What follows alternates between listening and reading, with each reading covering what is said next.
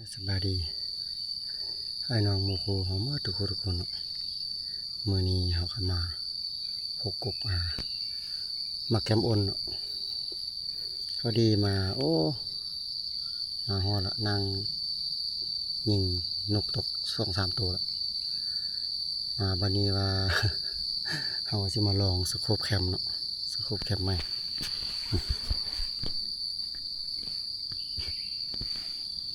มาเพราะว่าลืมกระเจ สุดกระเจหั่นมันสุดกระเจหั่นตอนนี้กระเทียมก็ที่เอามาคัก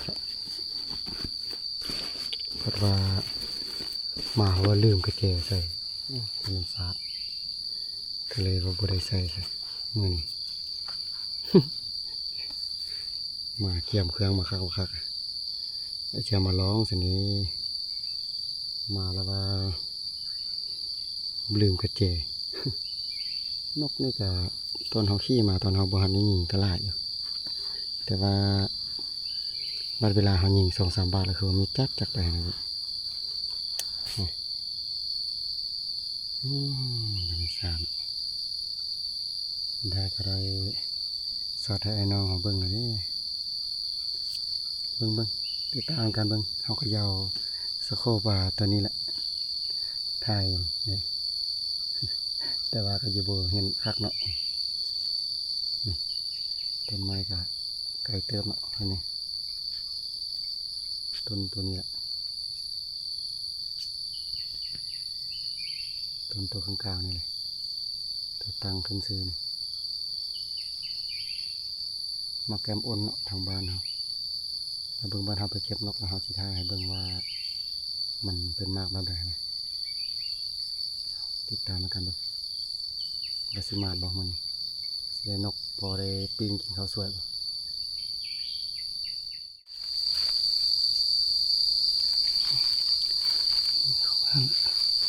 เป็นนกจับอยู่ต่ำ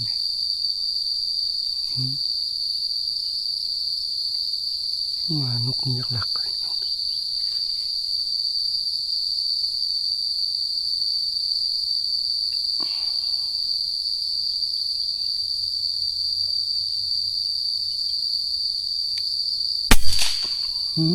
ขนซะ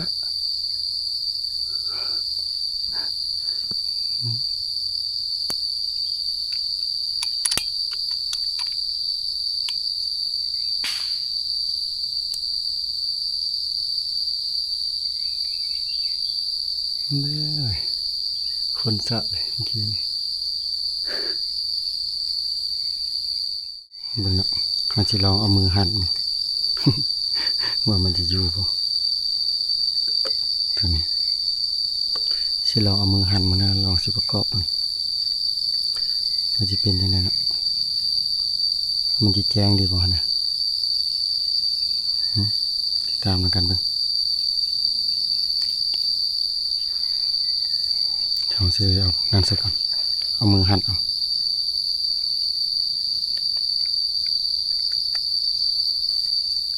มันสาดมาแล้วก็ลืม ลืมอันอื่นก็ลืมกระแจโอ้คอนนะยันบ่ได้บ่มาเบิ่งติดตามกันมั้ย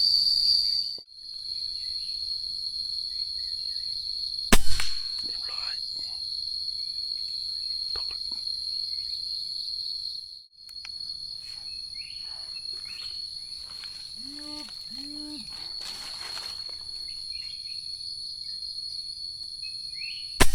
เรียบร้อยอีกตัวนึงเรียบ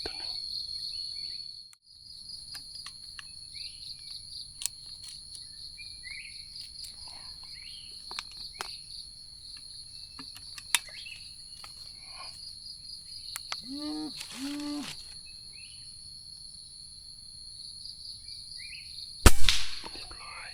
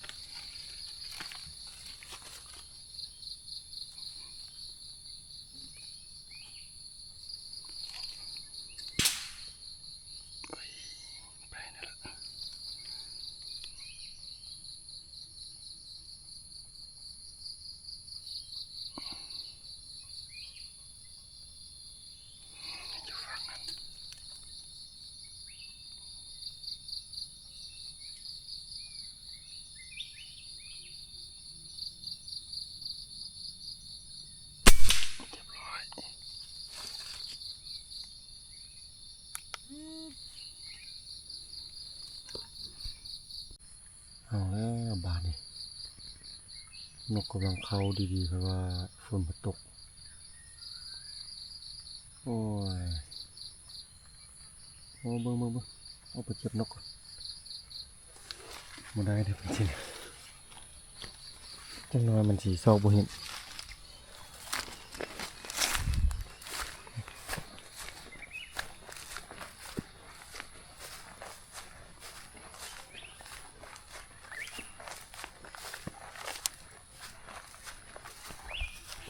เก็บนกก็บ่ยากกว่านี้เนาะถือว่าเอานั่นน้อยหนึงโอ้ฟ้าห้องละ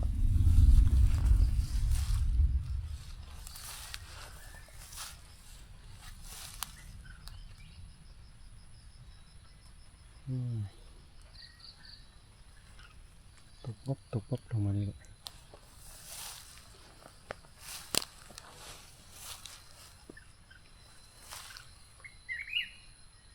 นกเขายังห้องอยู่ถึงเลยโอ้สงสัยเจ็บเนี่ย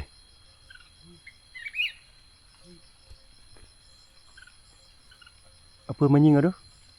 นี่เต้นยอกๆอยู่นี่เจ็บละเดี๋ยวเจ็บนะเต้นยอกๆไปถึง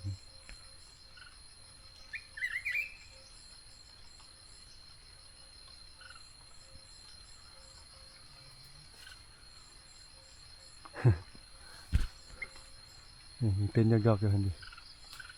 เอ้ามึงสิยิงเอาตัวนี้ก่อนนี่เนาะได้นก14 ตัวเก็บมาแต่ว่านี่นกนี่ยังหลายตัวอยู่เลยที่ว่าบ่เห็นเพราะว่าเขายิงเอาตกลงนี่คือบางบ้านเขาก็บ่หันถ่ายสินะมึงตอนนี้เอาทีนั่นก่อนเอาไปนั่งกันโอ้แต่ว่าฝนนี่ลิ่นในสินี่คืออยู่ว่าซอกพวกนี้จะน้อยแล้วก็ไปนั่งก่อนบัดนี้ติดตามกันบ้างว่าจะเป็นยังไงอาชิมานอีกบ่ฝนลิ่นนี่สิ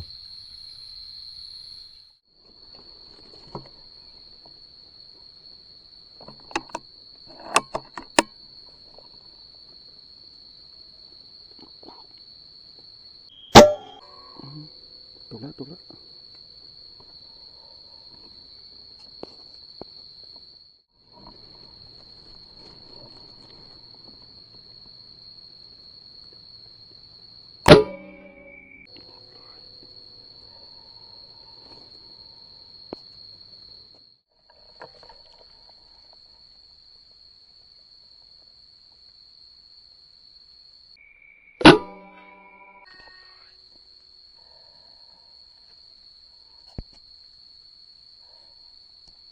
มันมาหาหมู่มัน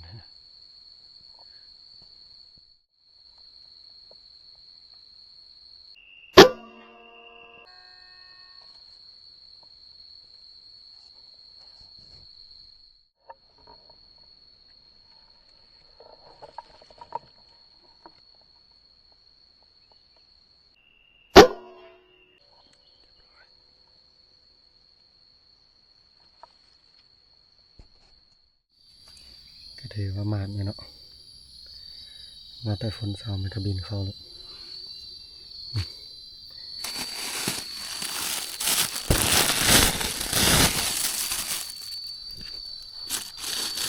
นกลายตัวเติม4 5 6 7 8 9 10 11 12 13 14 15 16 17 18 ตัวทั้งหมด18 ตัวครับติดตามผลงานกันด้วยมันจะเป็นยังไงมันจะแหกมานสโคปมาใหม่บ่ เสียดายบริเวณเอาตัวน็อตมาหั่นให้เนาะ เอาใส่เอาตัวนี้ยัดใส่สิมึงติดตามกันดูว่าจะเป็นยังไงรายงานนี้ถือว่าเขายิงคือว่าโมพลาดเลยเนาะบัดพลาดนี่นับบาดกันเลยนกกำลังมาละติดตามกัน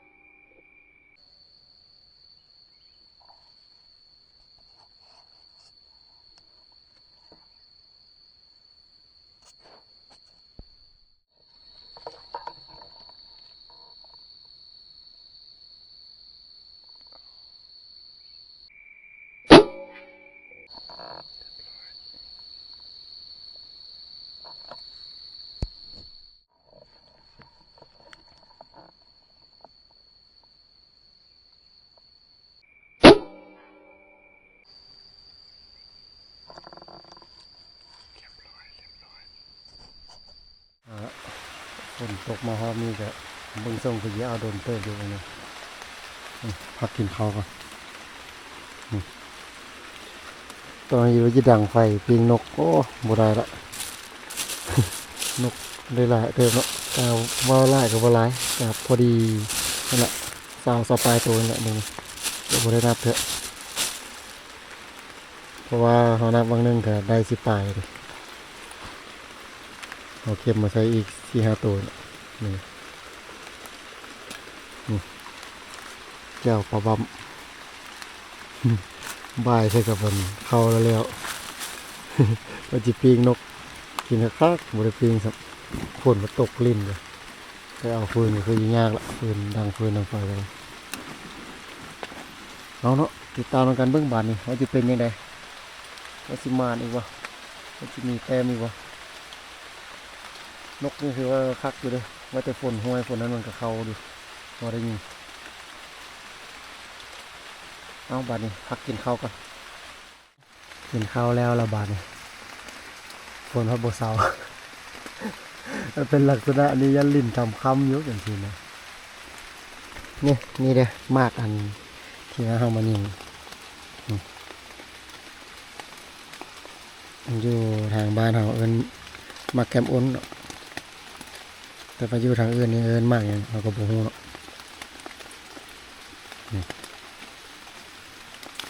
นี่มันใบมันเนาะใบมันนี่เป็นแบบนี้แหละโอ้ยแล้วว่าลิ้นนี่สิเลยบาดนี่ สิจะยิงอยู่บ่นกนี่ลิ้นแบบแม่น้ำฝนออกตัวนี้นี่ยันจำคำเลยนี่มึงนี่นะ โอ้ยเบิ่งเอาติดตามกันเบิ่งว่าจะเป็นยังไงวันนี้ เสียหายกับเธอได้ยิงอีกบ่ได้นก30 ปลายตัวก็คือที่เอาไข่แล้วพอแห้งมันสะโพกของใหม่เนาะ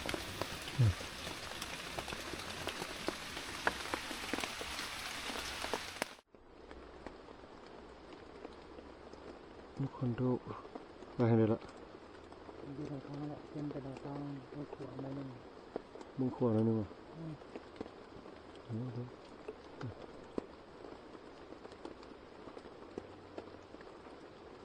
นึ่งเหรอโอ้ยโอ้นี่โอ้ยิงเหรอเรียบร้อยตกละเรียบร้อยแล้วนกคนโดก เยอะๆระบินมา โอ้คือว่ามันโตเลยกันเนาะเพราะว่าหนึ่งยุบอยู่ซ่องบนตอนนี้มันบ่เห็นมันมืดเลยเห็นมันโดดมาแล้วเห็นเป็นโตโคโลอยู่แล้วสุดท้ายเต้นไปบังเขาก็เลยตัดสินใจยิงเลยซะว่า เอาสุดนะนั่งหลบฝนอยู่นี่ก็เราท่าเพิ่นสิเป็นจังได๋มึงเท่าฝนเศร้ามึงเท่านกมันเข้าอีกมาละมื้อนี้นกเขาก็ได้เลี้ยงมื้อนี้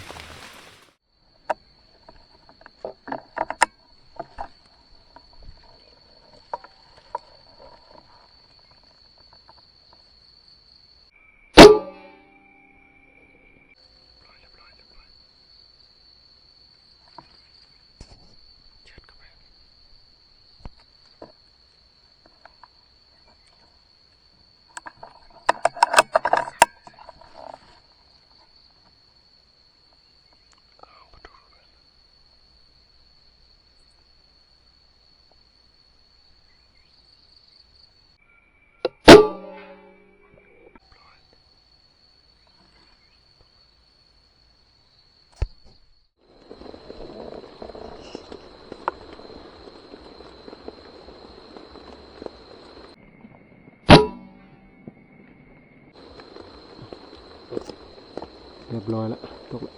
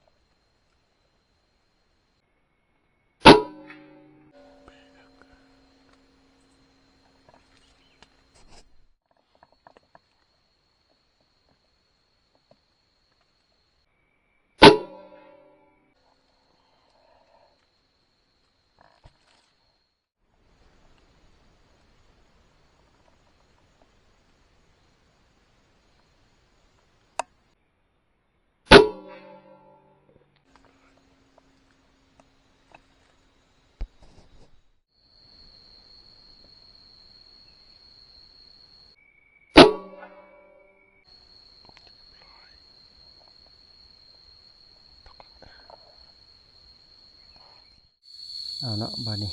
เราก็จะเอากลับกันพอดีมื้อนี้ก็หมานเติมเนาะมื้อนี้เนาะถือว่าโอเคมื้อนี้คักแล้วนกมีประมาณ30ปลายตัวนี่นี่ลองนับนี่ทุกอย่างครับ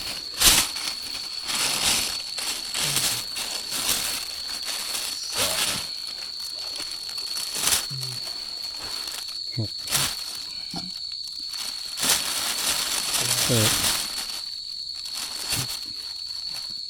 12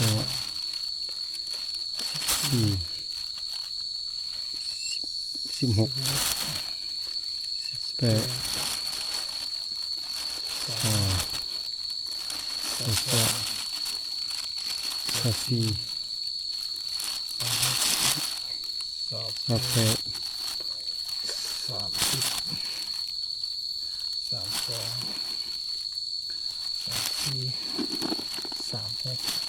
38ตัวโอ้ยคางอยู่พุ่นเนี่ย3ตัวนะคางอยู่หันนะมัน3ตัวคันว่าเบิ่งเขาบัดสิเอากลับแล้วสิไปยักเอาคันว่ามันได้กันทัวดี40ปลายตัวเนาะมื้อนี้คันว่าบ่ได้ก็มันได้30ปลายตัวนี่แหละ เอาเนาะมื้อนี้ถือว่าเขาก็ถือว่าหมานเติบแล้วเนาะก็จะได้ออกกลับก่อนบัดนี้เขาก็จะได้ตัดจบได้บัดนี้ขอขอบใจ